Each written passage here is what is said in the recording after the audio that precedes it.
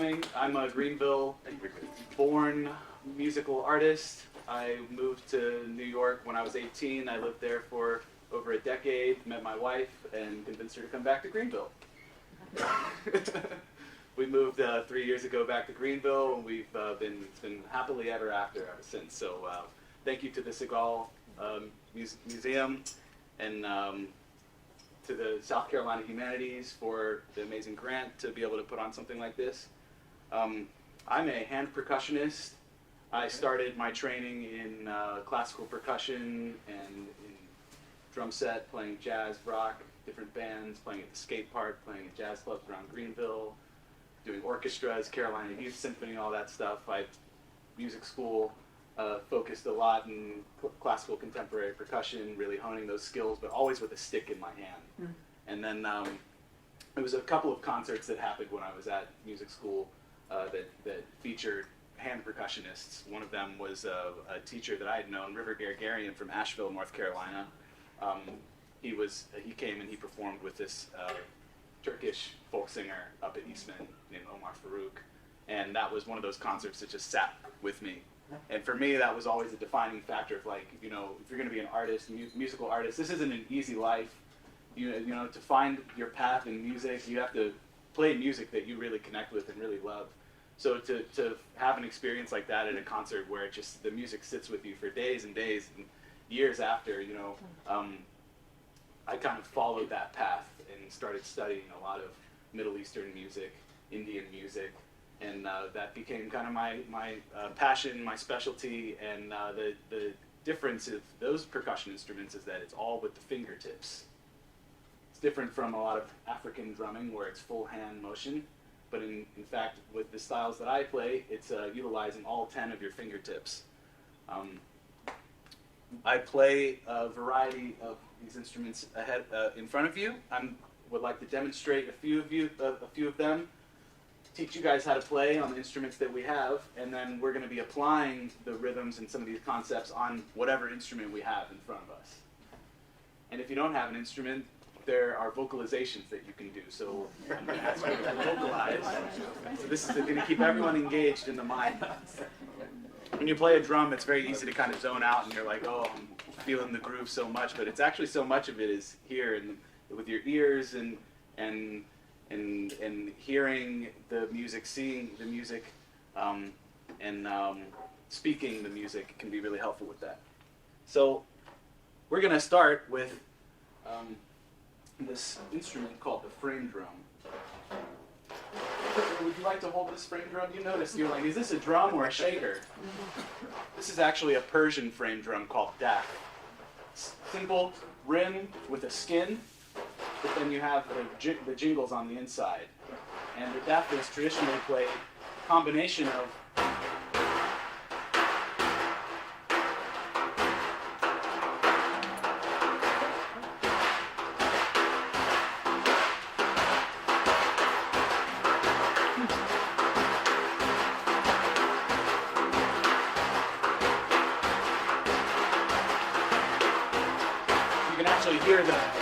hear the sound.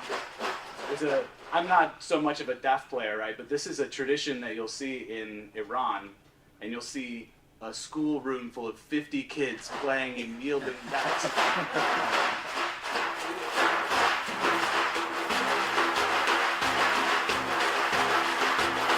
And it's physical because you got to shake it while you play it.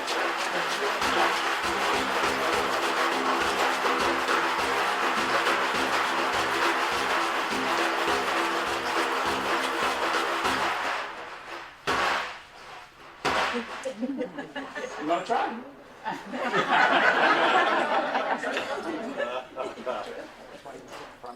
And you're the only deaf that we have in this room. I think we have a couple more jingled frame drums. That one, we got a jingled frame drum. Perfect. So the main stroke really is this open hand.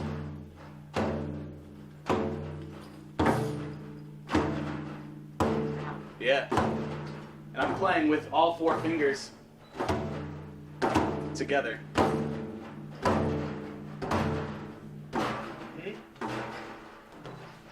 If you have a big frame drum, you can put it on your lap style like this, and bring the hand that you're not playing with, your non-dominant hand, to the top. And the hand that you're playing with,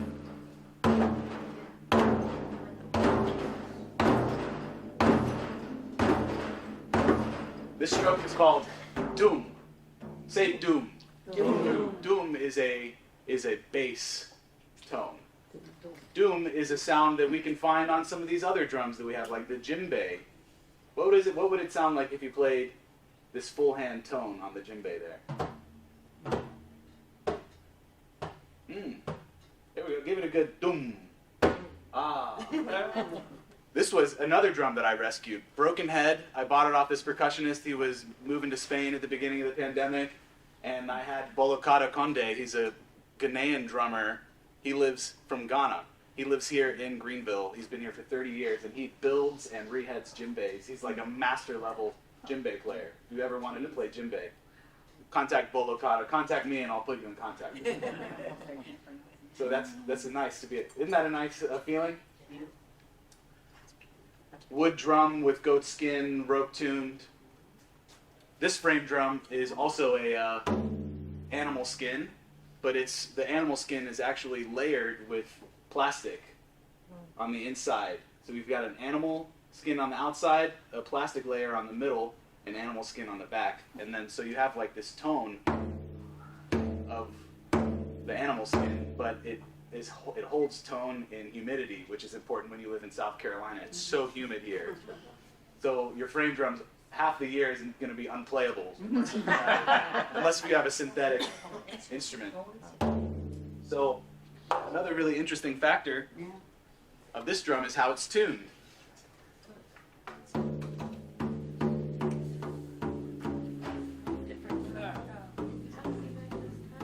What are you noticing?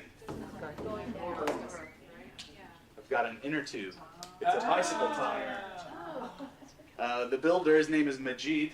He's an Iranian builder. He lives in Germany, has his shop.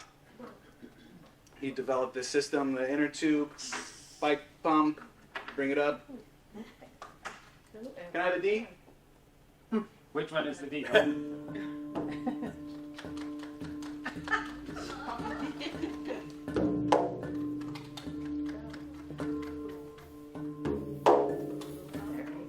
Almost.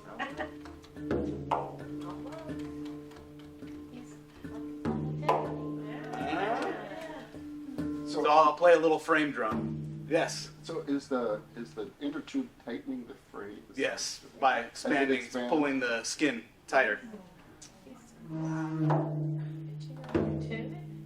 Very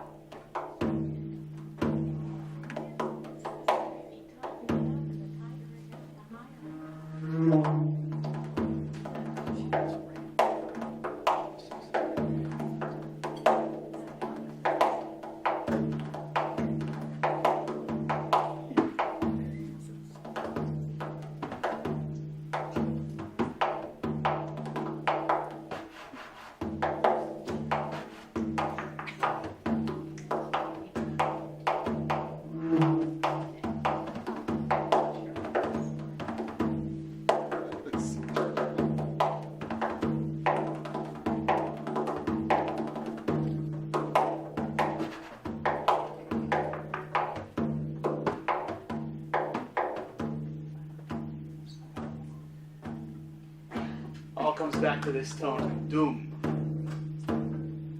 So my technique changed a little bit. I started now, instead of using this full hand, using the thumb for doom. So this is a technique that really works nicely on the handpans. You can do full hand playing on the handpan, but now try this with the thumb. Yeah. On the center tone. Yes, works on the frame drum. Boom, boom. Boom is the bass sound. Try and activate the low sound of the instrument. Good. Okay, so we're all gonna play doom together. Doom, doom, doom, doom, doom.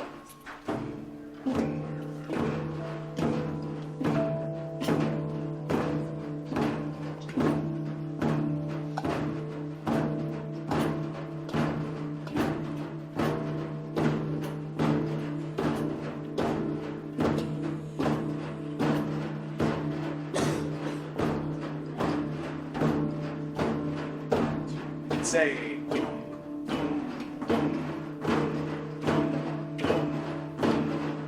T-U-M, doom. It doesn't mean anything, it represents the sound.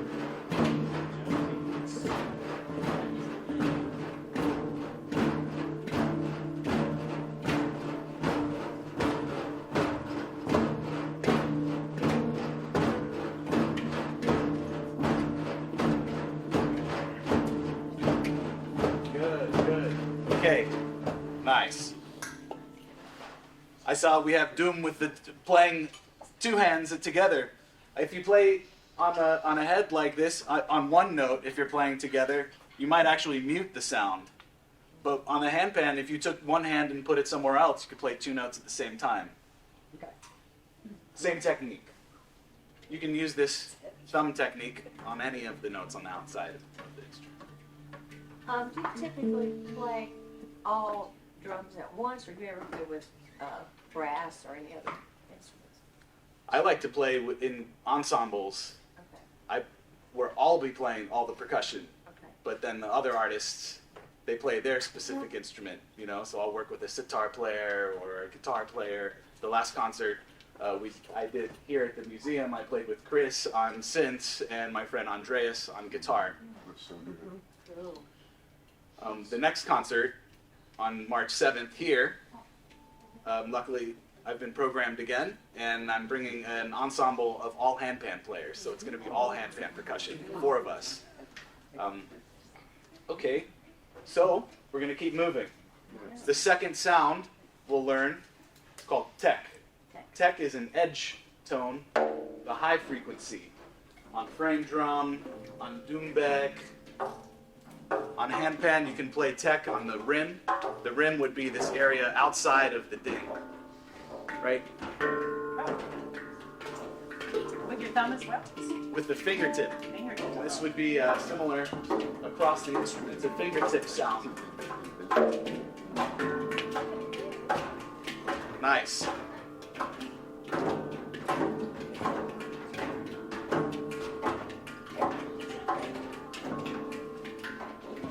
sounds.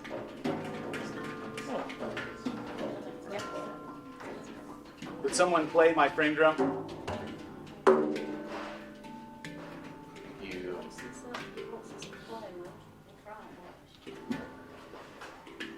So we're in the Middle Eastern theme right now, so as part of that I'll demonstrate a few of the instruments in the Middle Eastern music world. My outlet is unfortunately not long enough. Can you unplug me from there? Sure. See, I have my light. The light is in there. It's heating up the head, making it a nice, tighter, a bit tighter. It's a rainy, humid day. So doom, you can play thumb doom or full hand doom.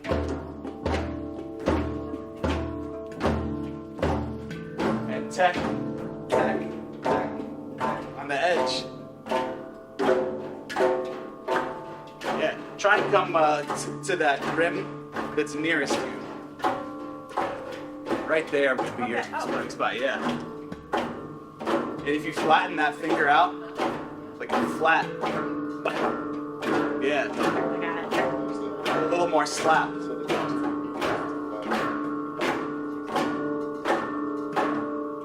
Good, okay, so 8 dooms and 8 teks.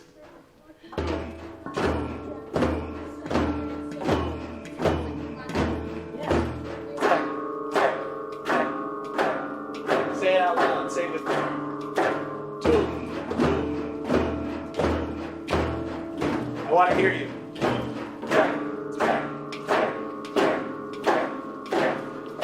Again.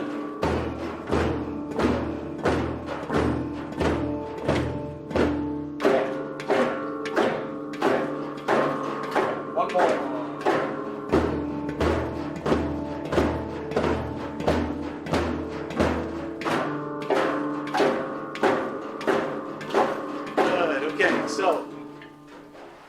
accompaniment of tek, ka. Tek, ka. Tek, ka. Tek, ka. Tek, ka. I should take off the wig. I have to put it on. I have to put it on my necklace, so it's not worth me losing it because I was demonstrating someone ka. No, not worth it. This is from my great grandfather in Lebanon, so it's a family heirloom. Okay, tek, ka, tek, ka, ka,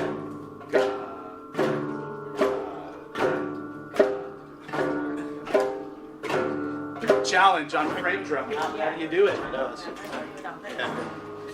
You can hold it up like this so that the frame drum will become, instead of being supported by one hand, you're going to support it with both hands equally. Flip your drum around so that the head is facing outwards. Very nice. There we go. And now the hands towards the bottom. You see this little crevice? That's a perfect spot for your hand. Right there. Very nice.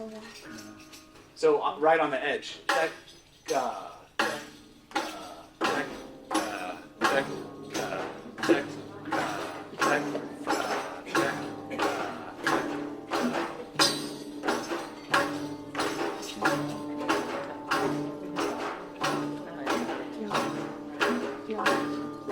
say it with me. Tek, ka, tek, ka, tek, ka, tek, ka, tek, ka, tek, ka. Okay. Tek, ka, tek, ka, tek, ka, tek, ka, tek, ka, tek, ka, tek, ka, tek, ka,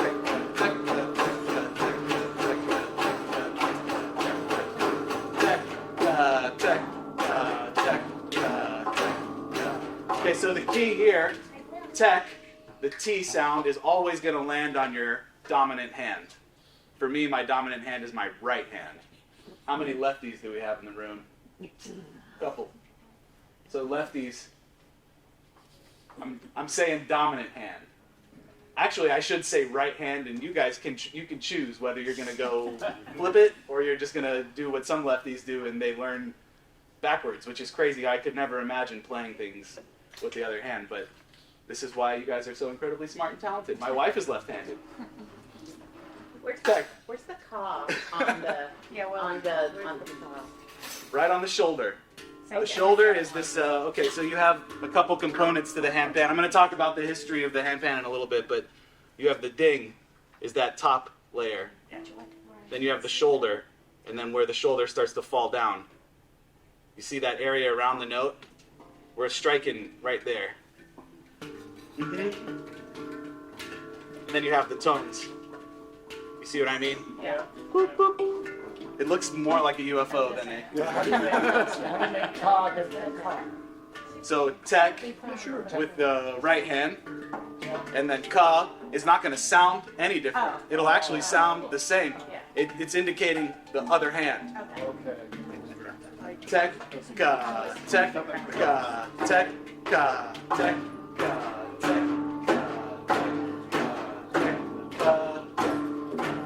Good, good.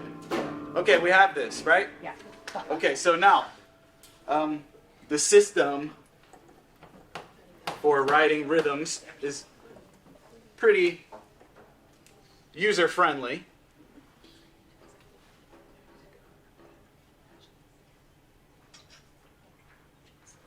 We're going to learn a rhythm of the Middle Eastern rhythmic echelon.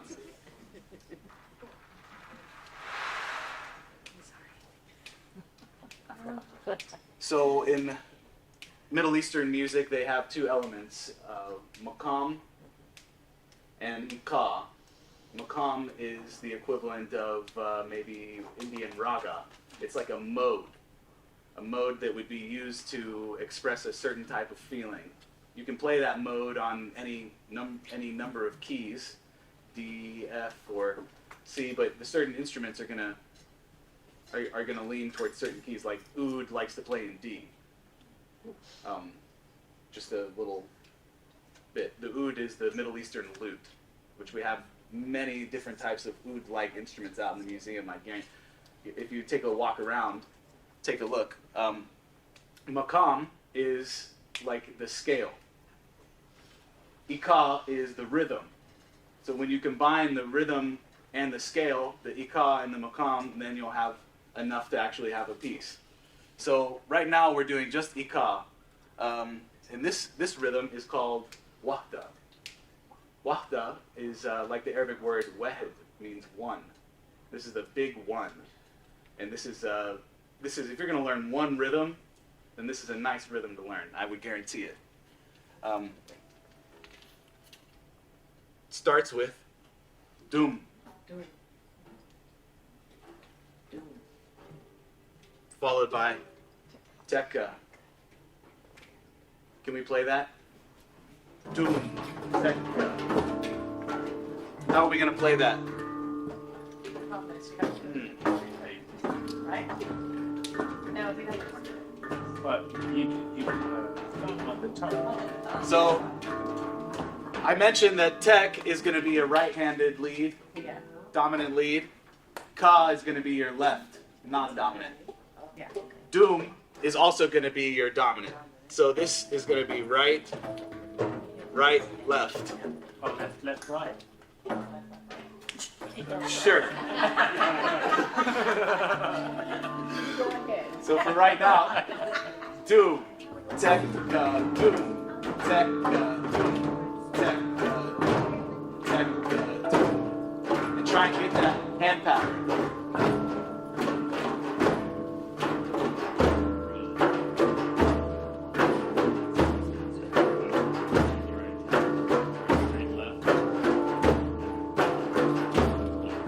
Alright, say it. Doom, tekka, doom, tekka, doom, tekka, doom, tekka, doom, tekka, doom, tekka, doom, tekka, doom, tekka. Beautiful. Alright, we're already making music. Okay. Would you like to play? You sure? Okay. In India,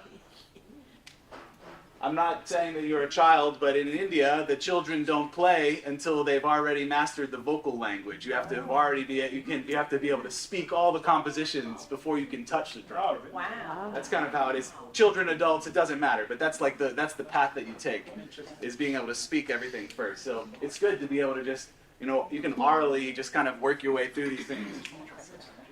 So now we're moving to a 3-beat cell. Doom, tekka, tekka. Can we repeat that? Doom, tekka, tekka, doom, tekka, tekka, doom, tekka, tekka, doom, tekka, tekka, doom, tekka, tekka.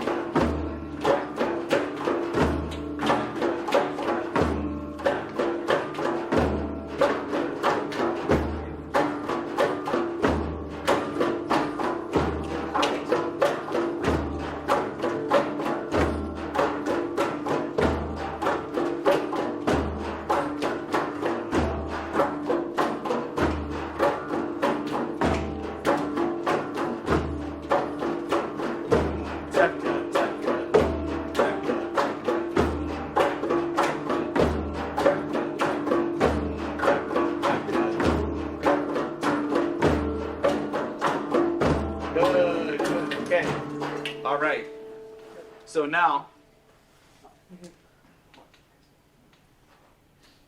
we have that. We repeat it.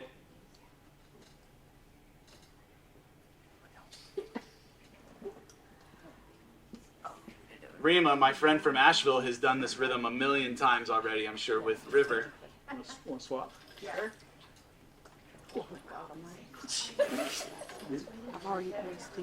So really, it's altogether it's an 8-beat rhythm. 1, 2, 3, 4, 5, 6, 7, 8. 1, 2, 3, 4, 5, 6, 7, 8. Boom, tekka, tekka, boom, tekka, tekka, boom, tekka, boom, tekka, tekka, boom, Oh. tekka.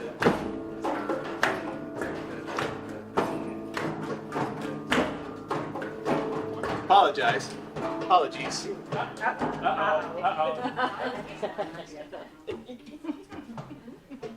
Sometimes Teachers make mistakes. As long as they own up to it. Oh. Uh-oh. A large, uppercase tech. Tech. Accented tech. So no tech. No ka following. Doom, tech, tech, tech. Tech, tech, tech, tech. So what we're going to do actually, I'm sorry I jumped the gun. We're going to just leave that blank for right now. Okay. So we're going to do the first 6 cells, and we're going to repeat them. It sounds like this. Doom, tech, tech, tech, tech, tech, repeat. Tech, tech, tech, tech, tech, tech.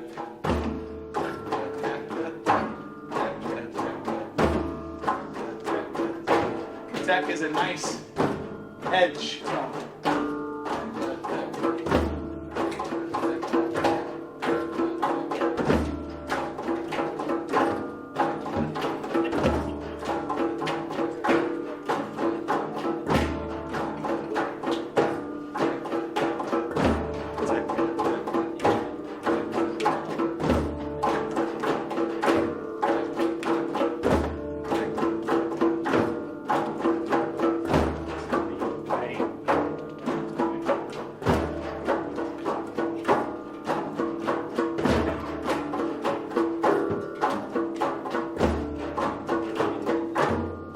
Yes. What's your name? Me? Yeah. Lost. Yes. Your birth name. Jan. Jan. It's not your chosen name. Spirit name. So Jan was asking me, how do you play this without it falling off your lap? And I had come across this same issue when learning the doumbek at the age of 10. How do you play this instrument that just wants to slide slowly off your lap every single time you sit down with it? And you can't hold it with your arm while you play, and the more you play, it actually just begins to sit there. And it just like your body and the instrument become one, as cheesy as that sounds. So that's the goal. Just play a lot, and the instrument will start to stick to your legs. They make grippy pads you can put. They actually do. Not bathing help. Yeah. Exactly. A little bit of grime on there. Yeah. So, great guys. We're moving on. The last cell, tech, tekka. We've done it. So now we've made it to the 8 beats. So let's just say it out loud first. Doom, tekka, tekka, tek, tekka, tekka, tek, tekka, doom, tekka, tekka, tek. 5, 6, 7, 8, 1, tekka, tekka, tek, tekka, tekka, tek, tekka, doom.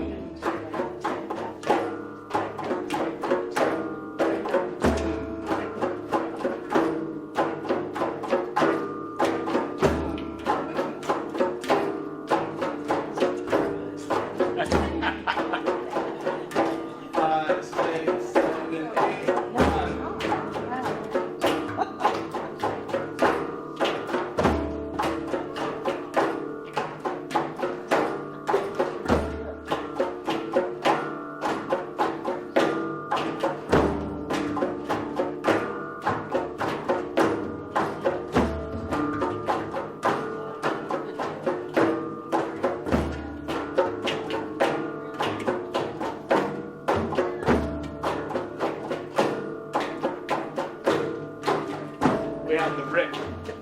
Does someone want to try on the rick? It's just like a mini frame drum.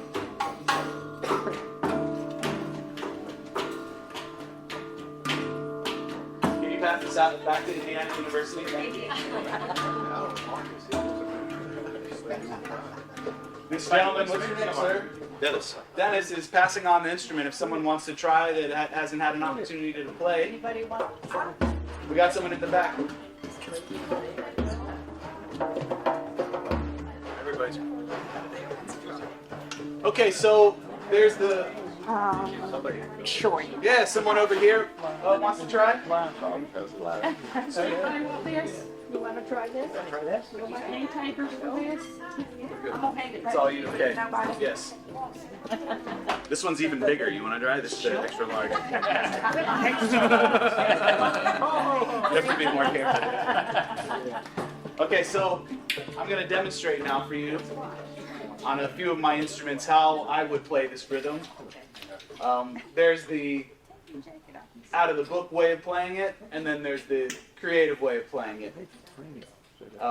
Was learning tabla from this really great teacher, Yogesh Samsi. He's from Delhi. He's just like amazing tabla player.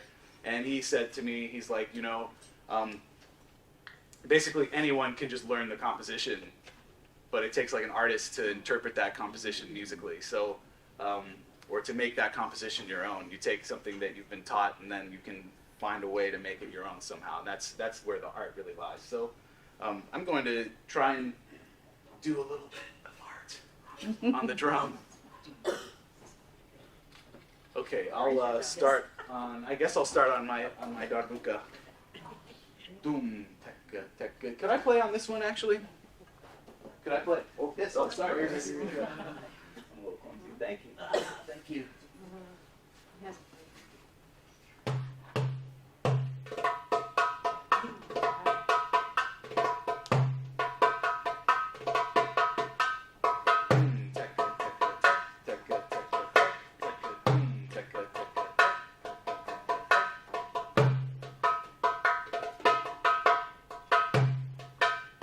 First, I'll just throw the accent.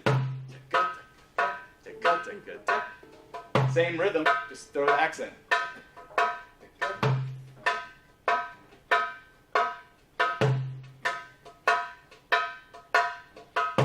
Then a little double. It's called a riz. Riz.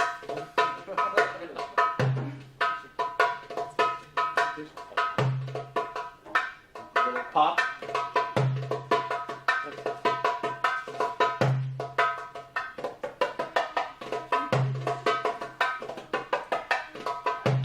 little pitch.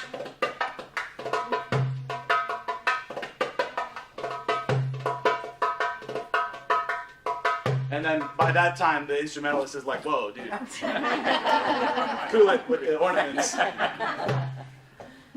So you can play it, have fun with this rhythm, improvise on it even. So let's play it now together with this in mind. So it's not just playing off the sheet, but you can bring a little bit of your own personality out in the rhythm, okay? 1, 2, here we go.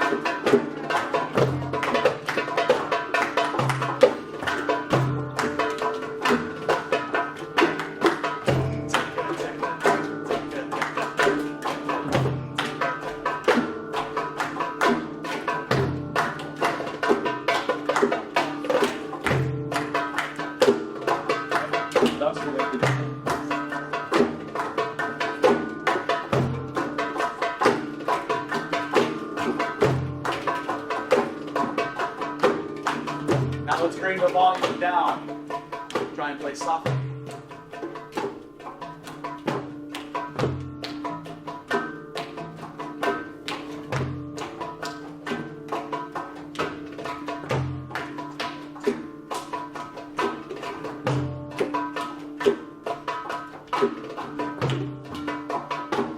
Bring up the volume. Slightly louder.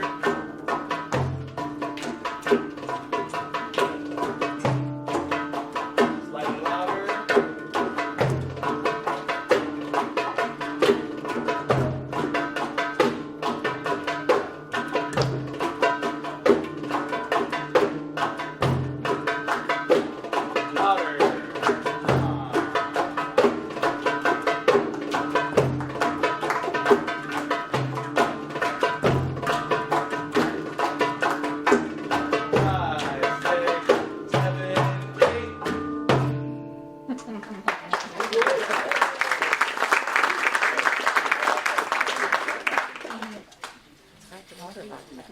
Awesome. I can do it.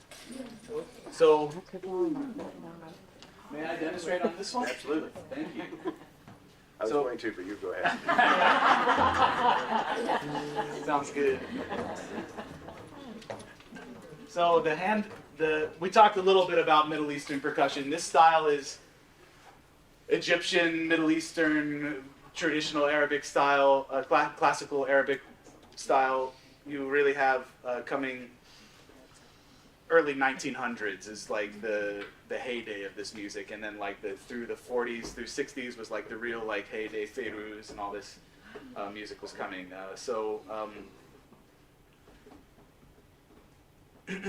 It's not that old, but it is old. The handpan is a brand new instrument invented in year 2000. So this is a brand new type of instrument. It's a hybrid instrument that came from two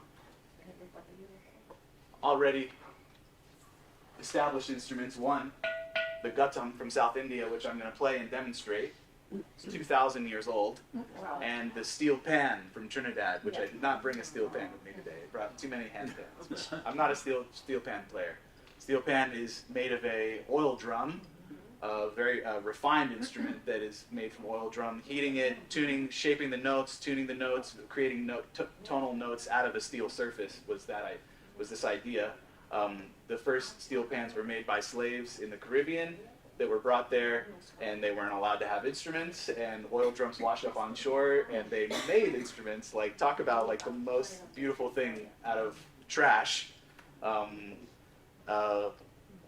And then, so that's really the foundation of the handpan, is the way that a steel pan is born. Now, what is different about the handpan is that you have two separate steel shells that are shaped and then glued together to create this orc shape. If you look inside the pan, you can actually see what the maker sees when they're building it. It's just half the shell in the tuning cage, and they're tuning it this way. So it's two shells that are being held together by a rim that's actually glued together. Your turn. And if it wasn't glued, it wouldn't resonate. And I wish that wasn't the case, but that is, because I wish I could take them apart and put 10 inside one case and fly to the gig with 10 handpans all in one case. Instead, I'll fly with 3 or 4, and I look like a ridiculous person moving to the airport with like these big bags. Like, I got a gig in Australia. Wow. So I'll play a piece using this rhythm, wahda. And this is actually tying in also with River and Omar, this Turkish musician I mentioned before, who I heard the inspiring concert. This is a composition of his. Can I borrow this? Oh, so much for balancing there. There you go. He didn't tell you about that, did he? Didn't have a tripod, not.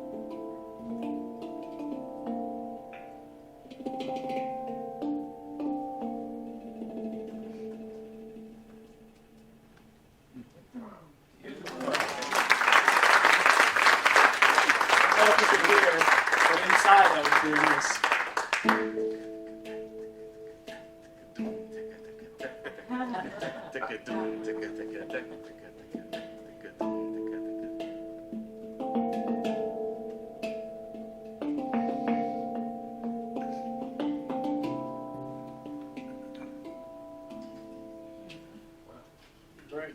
How much of that varies from one performance to the next?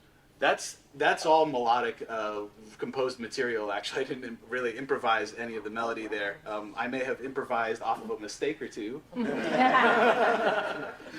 but the melody that I'm hearing in my head is composed.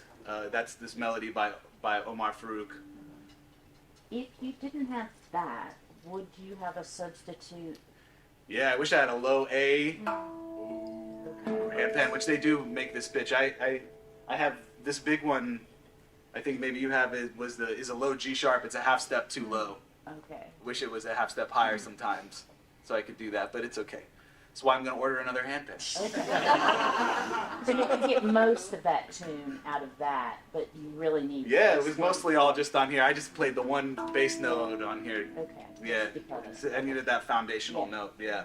So is the reason to use that one as a drone through that because you're modulating the pitch by different things, and that would kind of muddy your drone if you were doing it all in one instrument Yeah. there?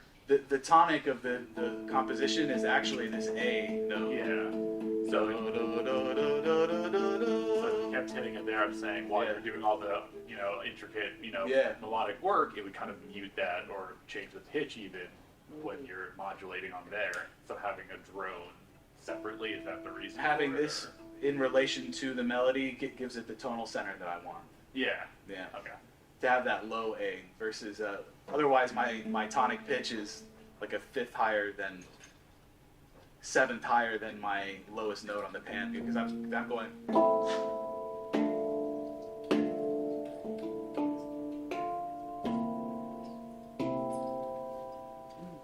Oh, sorry.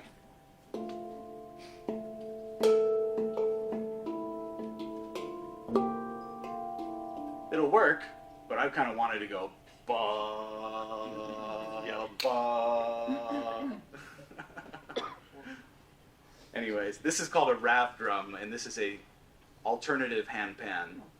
The difference of they'll call this a tongue drum. The tongue comes from the way that they come to the tone field is actually a cut in the steel.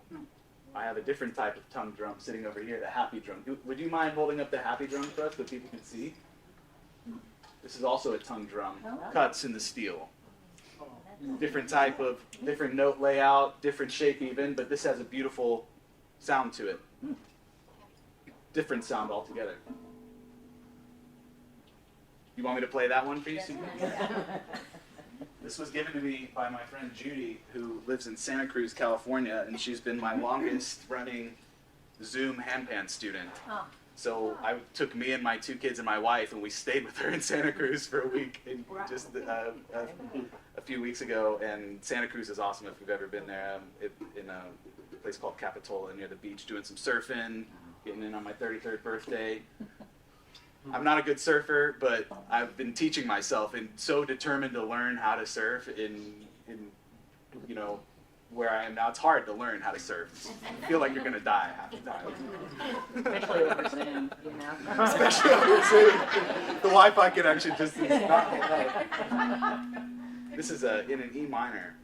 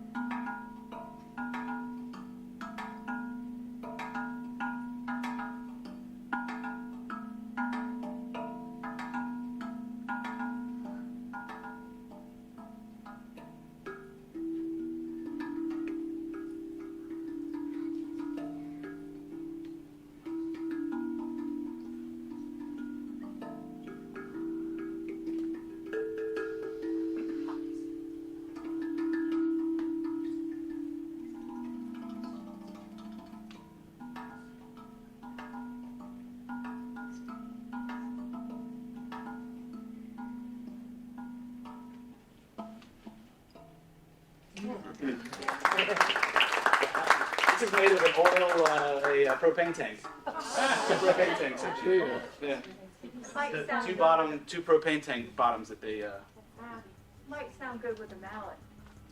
with the mallet too, but that would be against my whole thing that I got going on. How stable on handpans? How stable are the pitches?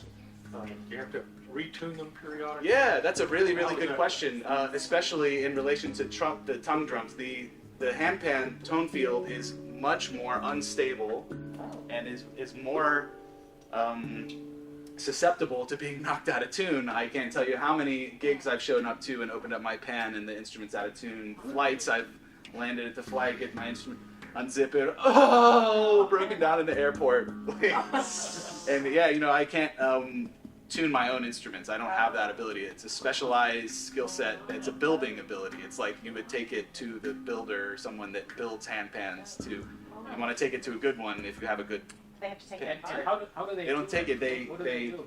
They take a hammer and they put it in the goo, and they say, "Close your ears, 1, 2, 3," and they knock it back in that specific spot. You really got to hit it in the right place because you have these harmonics. You have 3 pitches in each handpan note built in. This is why part of the reason. So you have the fundamental.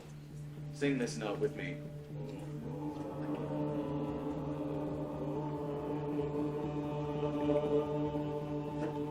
Fundamental pitch, and then you have the octave above. You were down here, now you're up here. Use your falsetto. Sing it with me. Come on, I know you can. Then you have the 5th above the octave.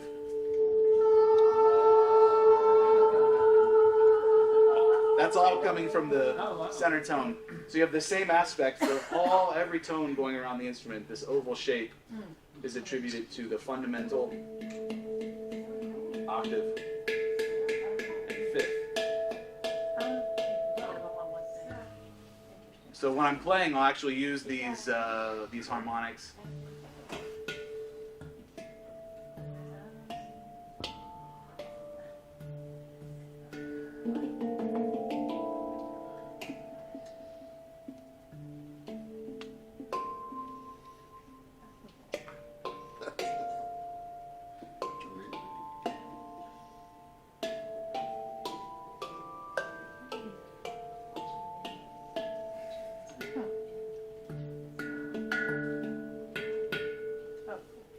Now, would you ever have a whole bunch of you guys playing these things at the same time? Because while you're playing, I'm getting all the vibrations, wondering how it affects the tone. Yeah, while you're definitely. playing. I think that ensemble play is this instrument has mainly been explored in a solo capacity so that you can hear really the quality of the specific instrument.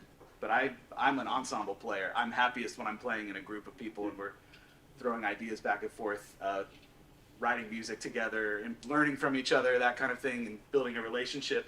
And this instrument thrives as a collaborative instrument if you can figure out the right ways to place it, because it doesn't fit in everything the way that you can kind of like make a guitar fit in many, many different situations. You can make the handpan, but you have to tweak the music to fit the handpan, because the handpan can't change which notes it's got. It's only got a certain number of notes. I have a D minor scale on here, and there's certain keys that will work within that D minor range that are not D minor, but there are certain keys that are not going to work, and I'm going to have to either get a second instrument with the note that I need to add in there, or several notes that I need, or 2 or 3 instruments, maybe 4 instruments in order to play Bach or something like that. Chromatic. To play something chromatic, exactly. But then, to keep in mind, you've got top and bottom on 3 instruments. You kind of start to get this kind of octopus.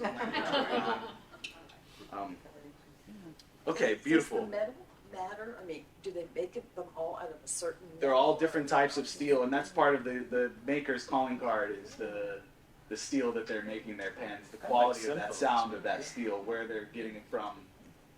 Not like, is it organic or anything, but like, how does it sound is like the only thing that really matters, you know. And you can hear a difference in the steel in here, and the steel here, and the steel here, the purple and the yashama, and they all have a different flavor and feeling when you strike. Well, and then the propane one.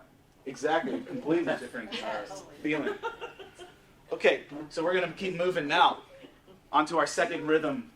And actually, I'm gonna have to adjust and bring up my table of Indian percussion here. Is everyone having a good time? Yeah. At the end of the day, that's all that matters. Yeah. Here. Gently. No, I'm not. Nope.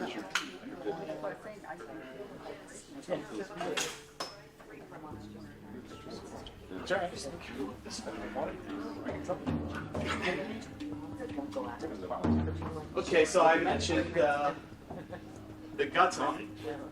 The gutum, the hybrid nature of the handpan comes. It's because it was inspired by two instruments that already existed: the gutum from South India and the steel drum from Trinidad. This is a gutum. This is a clay drum from India. I might try and do my. Usually, I'd be sitting cross-legged on the floor, but since of the setup, I figured I would try something more like this. So the gutum is really one of the world's oldest instruments, a clay pot. It's tuned to a pitch. This is an E. E. Who's got that purple handpan? Is that me? The purple one? Purple? That one. Oh, that. Strike your ding for me, sir. E. Yeah, you guys had that pitch already. I mean, this is the music museum. You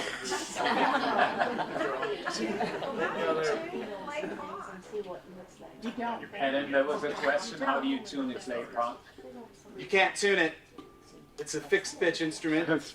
They tune it by the size of they tune it in the making of it. They're like, what size pizza? How big do I want to make this? Master makers, and different size for different pitch, basically. And you'll see players with 8 of them, the whole scale, 8 or 9 of them, so that you can play the whole. But really, traditionally, and on stage with tabla, other Carnatic is the word for South Indian classical music.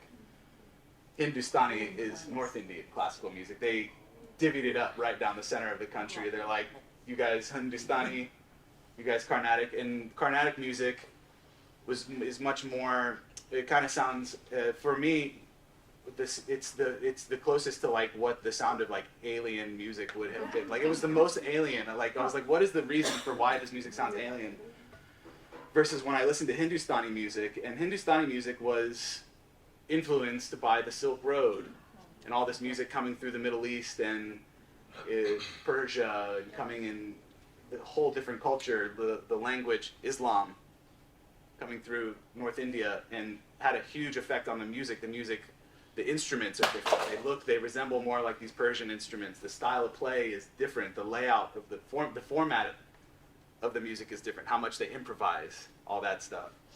It's like a proportional thing. In Hindustani music, they'll play 10% composed and 90% improvised in a concert.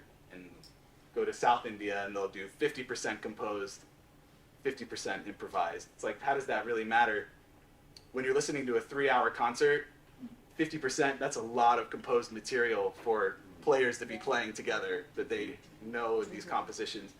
The way that they do that is that they learned, in many cases, from the same teacher. So you're playing on stage next to the person that you've been learning music with for the last 30 years. So you already know all the same compositions. It's really nice when you get on stage and someone starts one, the others can just jump in without even talking or rehearsing it beforehand. That's kind of the dialogue, the language. It's like jazz, basically. Like you learn this language, you learn these standards. Compositions are like the equivalent of standards, and then you can go and apply it in all of these different small groups. In India, they call it jugalbandi. Jugalbandi is just when you have more than one instrument playing together. So I'll play a little gutum for you. I want you to do something for me, though. I want you to clap tala. Tala is the word for time in Indian music. Like we talked about ikah, rhythm in Arabic music, maqam and ikah. In India, we have raga, is like the melodic material. Tala is the rhythmic, or the time. So now we're going to feel tala, and we're going to feel it by counting and clapping. So we're going to count. Number 1 is clap. So 1, good. 2 is a pinky finger. Your thumb goes to your pinky. 2, 3, 4. You're on your middle finger. All right, so let's do 1 through 4. 2, 3, 4. Good. All right. 5, 6. Wave. 7, 8. Clap, wave, clap, wave. Let's do clap, wave, clap, wave. Wave. Wave. 1, 2.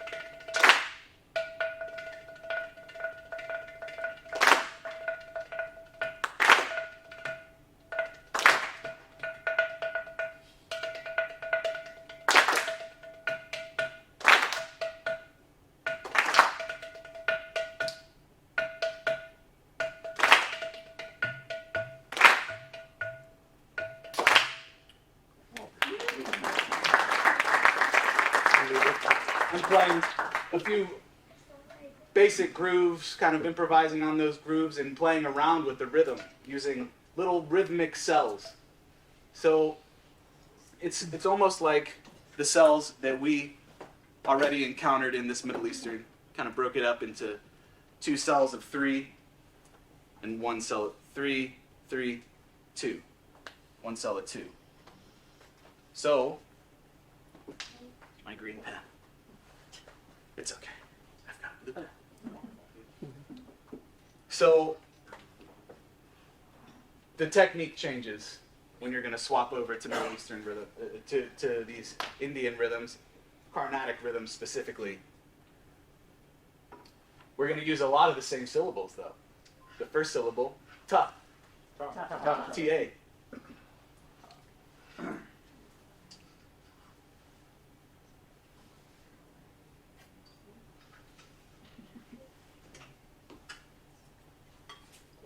You know, do lowercase.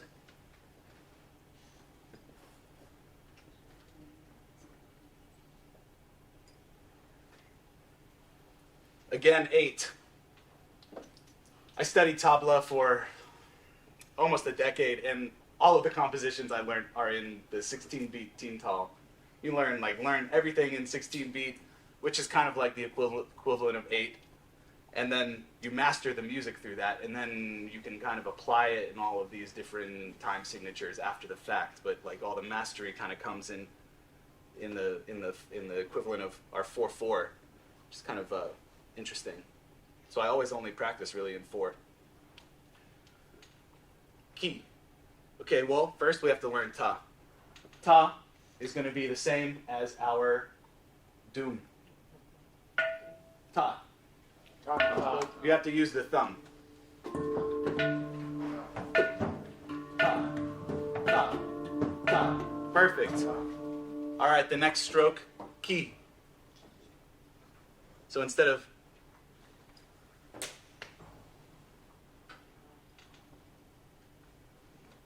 I guess it could be I. It's not an English language. Figure it out. Ta ki. Ta ki. Ta ki. Ki is just going to be your left hand.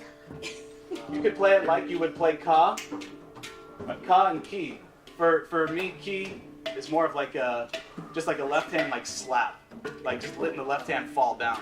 Ta ki. Ta ki. Ta ki. Ta ki. Ta ki. Ta ki. Ta ki. Good. Okay. And now this is where things get slightly squirrely. T. Different from ta. Ta, ki, t. It's going to be your outside dominant hand. Ta. So now you're using the thumb and the outside three fingers, rotating around the index finger. Your index finger kind of becomes this point of rotation. Ta, ki, t. Ta, ki, t. Ta, ki, t. Ta.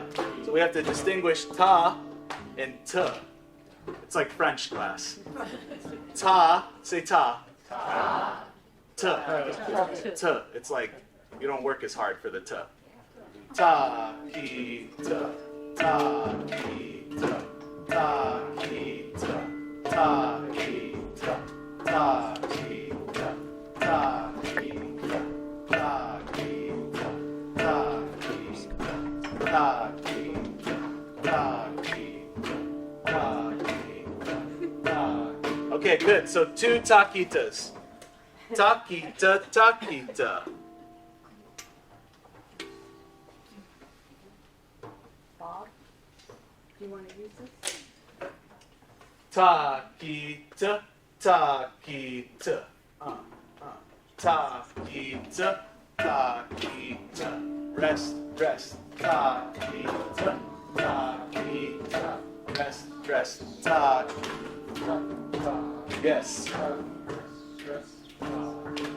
You can play it on this drum. It's kind of like a taquita, taquita, taquita, taquita, taquita, taquita. If someone wants to try, and do darbuka, sir? You can try it if you want to. Are you left-handed or right-handed? This guy, this cable kind of comes down. Let's take us off. Bonus cable. Taquita, taquita, taquita, taquita, taquita, taquita.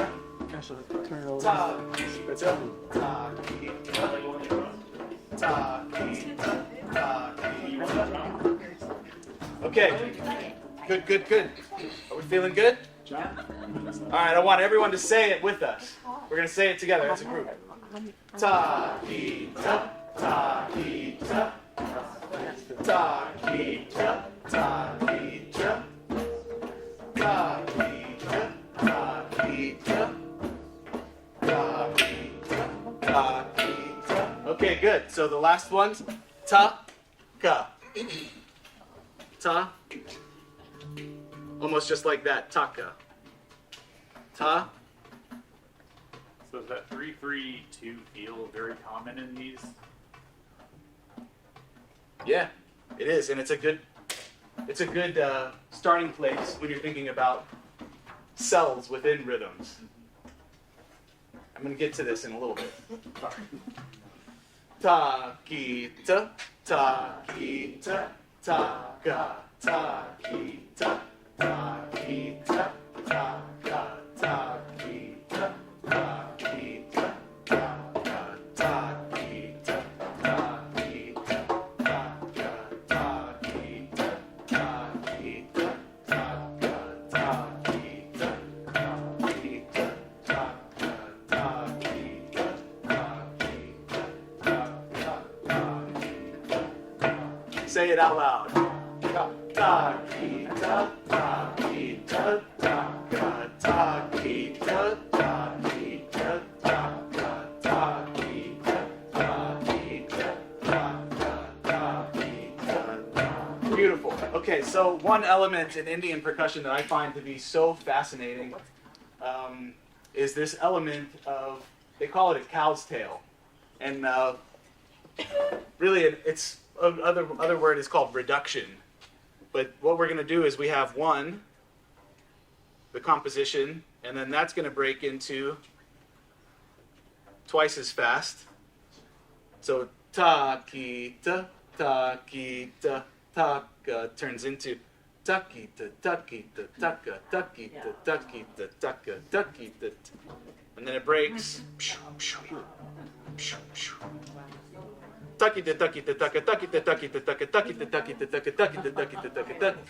Okay, so we've got these three levels: the single speed, the double speed, and the triple speed.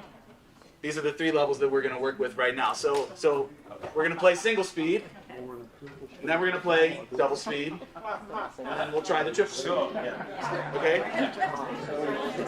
So we're going to go really slow, like super slow for the single speed. You're so slow, you're going to be like a tortoise could play this. Ta ki ta ta ki ta ta ta ta ki ta ta ki ta ta ta ki ta ta ta ta ki ta. Double speed now. Ta ki ta ta ki ta ta ta ki ta ta ki ta ta ki ta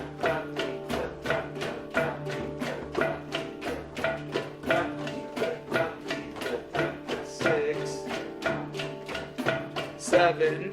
We're gonna go back to single speed. Back to slow. Ta ki ta ta ki ta ta ta ki ta ta ki ta ta. You could do this with any music student on any instrument, and this will just hone their rhythmic foundation. Double. Ta ki ta ta ki ta ta. But the point is, this pulse needs to stay.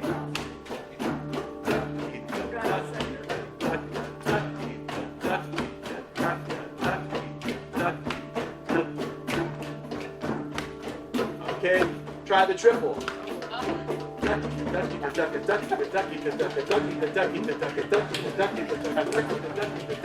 He's going off of his ear, and that's good. It's good. Your ear.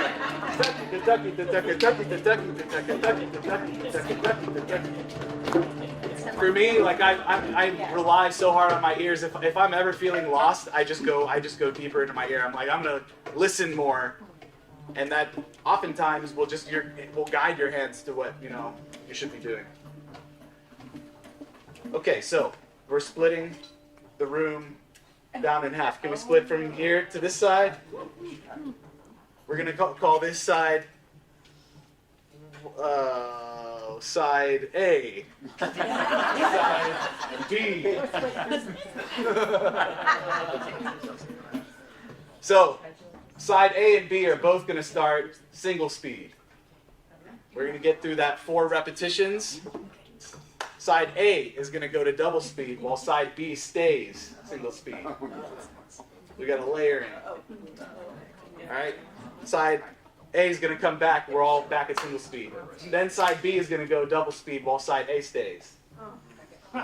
Side B is going to come back. We'll meet again at single speed. Then we'll all go to double speed together. Sound good? Yeah. It's going to be fun. Does anybody want this? Anybody want this? I'll take it. They make it heavy after a while. Yeah, this is a super unique instrument. The lowest handpan that I have in my collection is a low G sharp 2. Make sure you play it too. Be careful. From Israel. Ta ki ta ki ta ta ki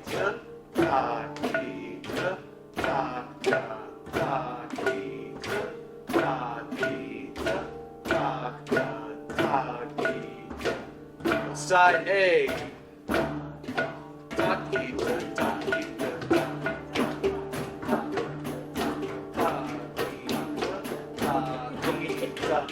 Say it out loud.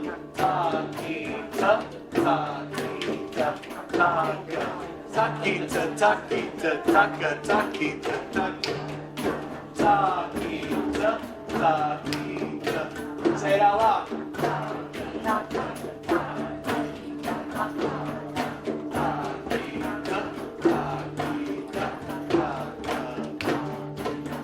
All right, single speed, everyone.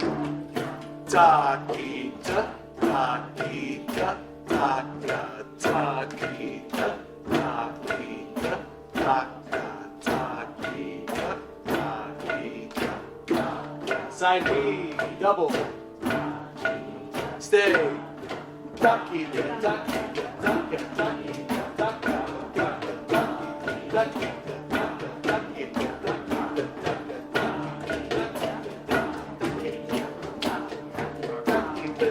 Say it out loud. You want your neighbor to be able to hear you.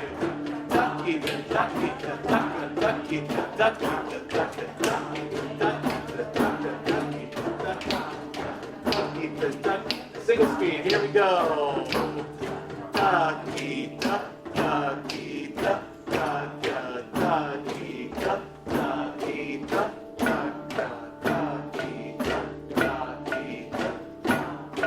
Side A again, double time.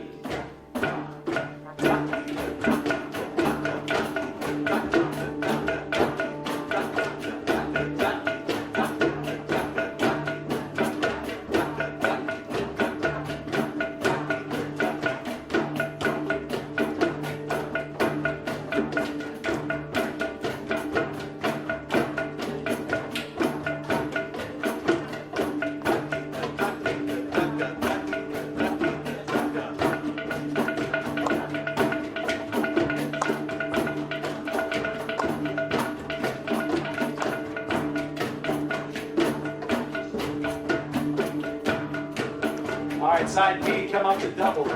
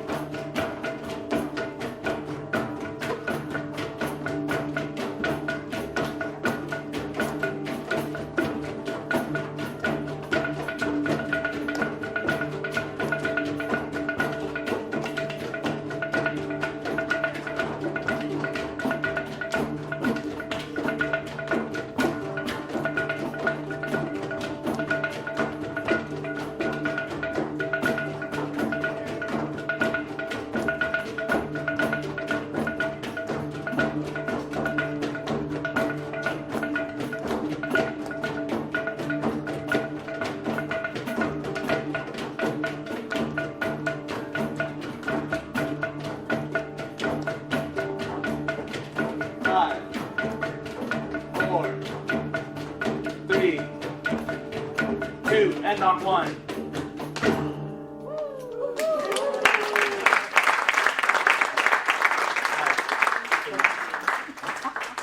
So this doesn't have a name, this type of rhythm. It's just a basic Carnatic rhythm. And I brought a very Carnatic drum with me called redungum.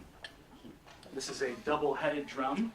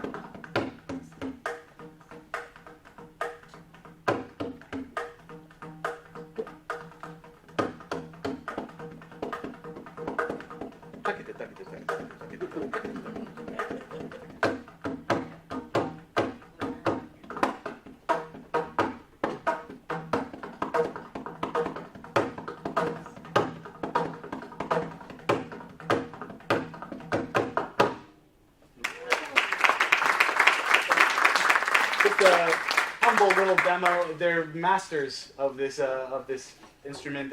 His name is Karakuri Mani. He's got a big beard. Mani, Karakuri. You type it into YouTube. Karakudimani. You'll find him.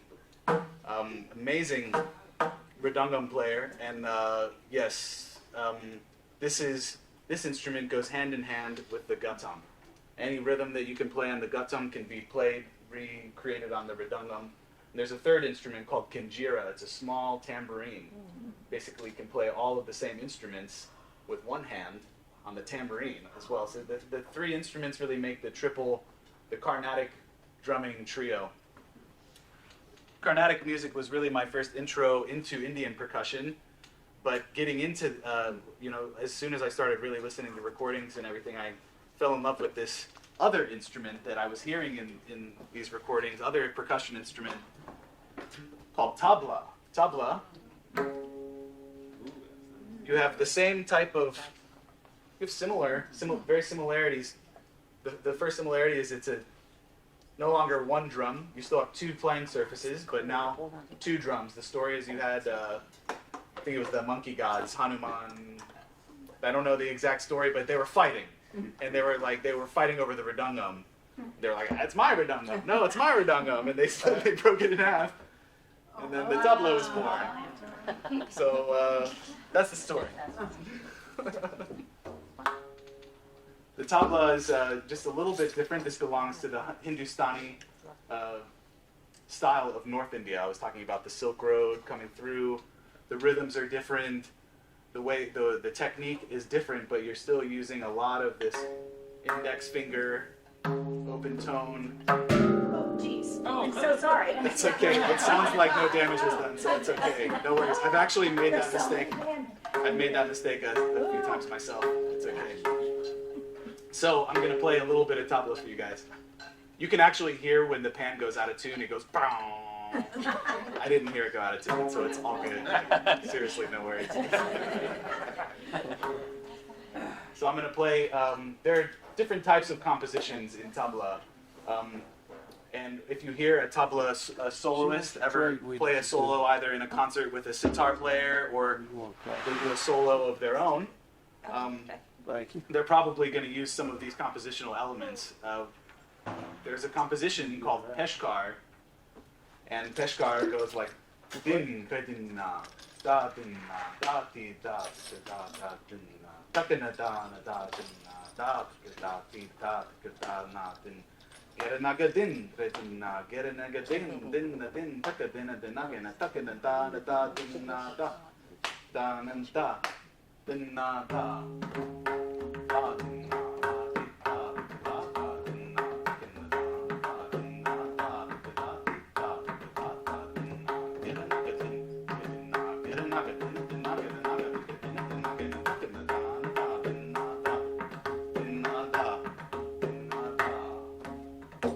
That's the Peshkar composition. So now you can improvise on Peshkar.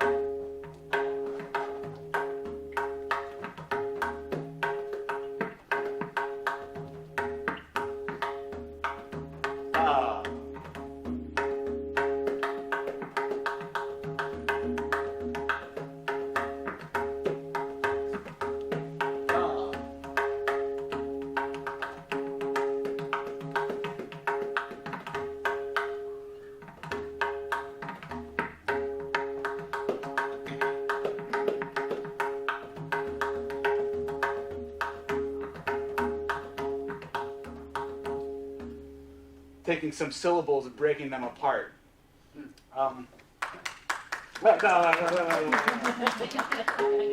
There's a composition called kaida. A kaida will end in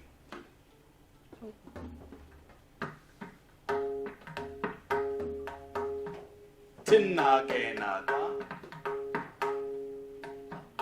dinna gena. Always dinna gena. If you hear this dinna gena at the end of the composition, we're moving now into this type of kaida language. And kaida is all about cells and breaking up cells. So you have something in this composition. Da terikita da ditta gena, da tita ga dinna gena.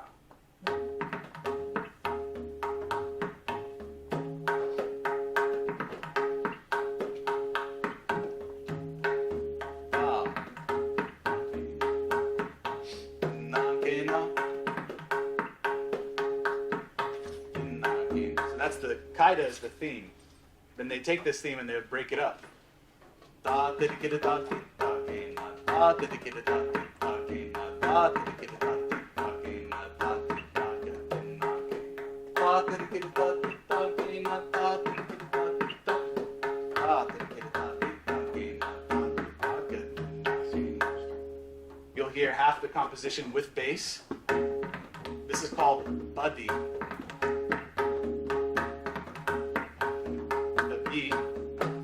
Then you'll hear half the composition without bass. This is called Kali.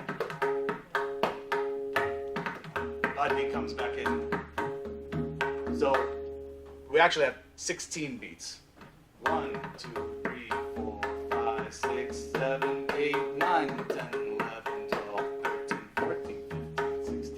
1, 2, 3, 4, 7, 8, 9, 10, 11, 12, 13, 14, 15, 16. So I'll teach you now. We were clapping earlier, the Carnatic way.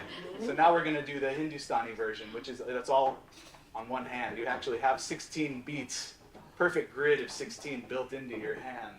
You didn't even realize it. Take your thumb as your pointer.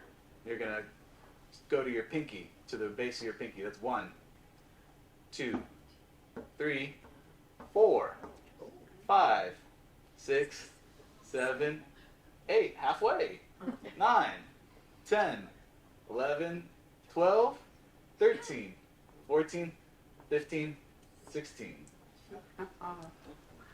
1, 2, 3, 4, 5, 6, 7, 8, 9, 10, 11, 12, 13, 14, 15, 16. Da da da da da di da gena da di da ga na gena da da da da di da ge da di da ga din na gena.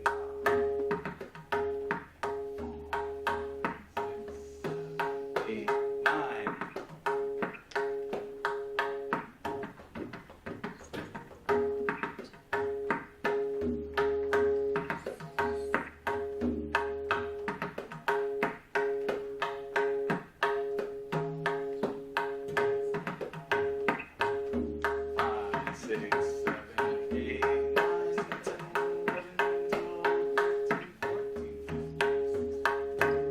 Stage, you'll see the percussionist making eye contact with someone in the audience who's got the tala, and they line up together like the joy when you line up. That's when it happens. And where would this be played? In classical Hindustani music, classical Indian music concert. So Okay. So not so much at a wedding. you're gonna hear more of a folk music at weddings. Okay. Tabla played in a folk style. Okay. It's different style here, a lot of rhythms. This is them. Okay. Or dancing.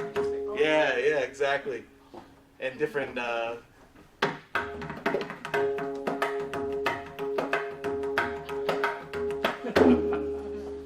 there's certain grooves that are played in a certain style.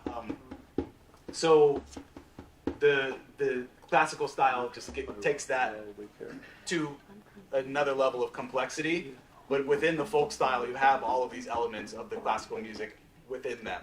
A lot of the same rhythms, really a lot of that complexity is built into the folk style. It's just so subtle that you don't even notice it. Okay. Thank you for the, are we at 5 minutes or? We're right about the end now, so. Amazing. Well, guys, I could go. I'll teach 3-hour classes. So. Thank you guys so much for your patience today coming.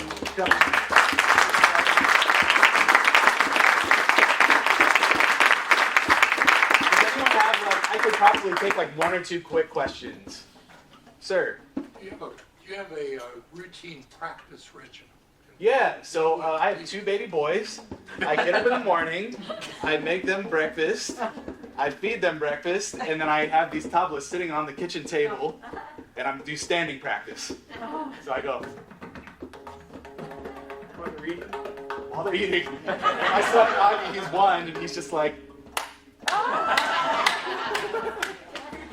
And that's basically been my practice since having kids. But pre-children, I would sit for a long time. You want to sit probably for like an hour to get warmed up. And then, you need more time to improve. And on tabla is like, I had a friend, he's top level in Brooklyn, top level amongst our community, tabla player. He was also a school teacher by day. And he would be like, man, I'm practicing 2 hours a day, and I got to do that just to maintain my level, just so I don't get worse. I have to practice 2 hours a day. So it's kind of like, it's like Kung Fu. You have to really keep practice going, or else you lose the ability. For me, I spend a lot of time, I'll practice, I still like to practice, but I spend a lot more time trying to write music on handpans, trying to reframe my skills for the handpan instrument, which kind of takes an unlearning. You have to, it's less like repeating, but more trying to play things really slowly and integrate new patterns into my hands, which that requires a lot of time and a lot of repetition. And if you don't have a lot of time, then you have to do even really slow, more disciplined type practice. I didn't perform a Bach on the handpan for you today. I would like to do that probably the next time I come to the music museum. I'll practice it so that I know that I can do a good job. And but in order to do that, I have to go boom, boom, boom, boom, boom, boom, boom, boom, boom, boom, boom. The notes are far away from each other, so it requires like a really slow mental practice is really the key. I was just going to mention that this finger exercise is a common movement in yoga. Classes. Okay, all right. Yeah, mudras. Really? Do it on up. You can count all of your rhythms. If you can say these rhythms while doing the finger, then you've really learned. Doom, tek, tek, tek, tek, tek, tek, tek, doom, tek, tek, tek, tek, tek, tek, tek, doom, tek, tek, tek, tek, tek, tek, tek, doom, tek, tek, tek, tek, tek. Or the second one. Takita, takita, taka, takita, takita, taka, takita, takita, taka, takita,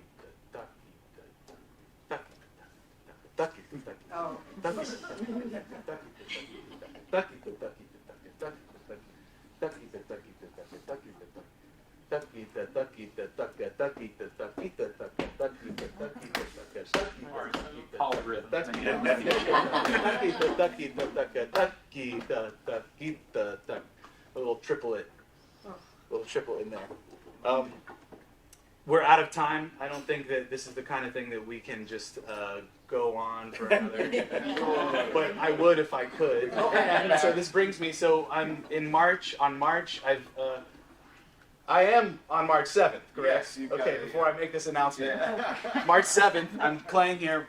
I'm going on tour with an ensemble that a collective of handpan players that I've brought together from all around the world. Our farthest artist is coming from Japan. He's actually French Ghanaian handpan player, one of the most brilliant musicians that I know, and he specializes on handpan. And we have another artist from New Jersey, Dan Mulqueen, who's a very top-level artist, and we have a Brazilian percussionist who plays Brazilian percussion and handpan also. So it's the 4 of us. We're forming an orchestra, and we're doing 2-day residencies in Miami, Jacksonville, Asheville, and in Brooklyn. So if you want to join the residency, please find me through the music museum, or We'll help come back.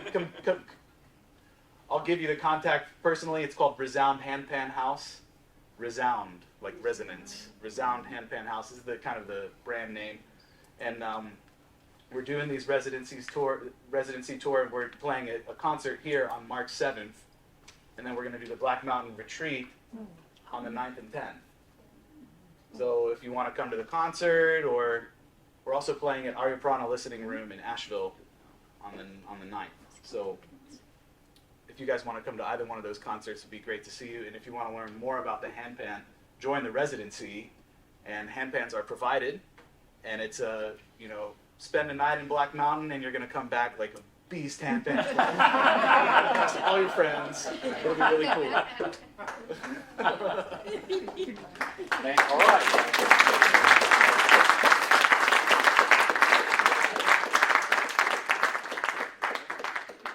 If we can hand the handstands up toward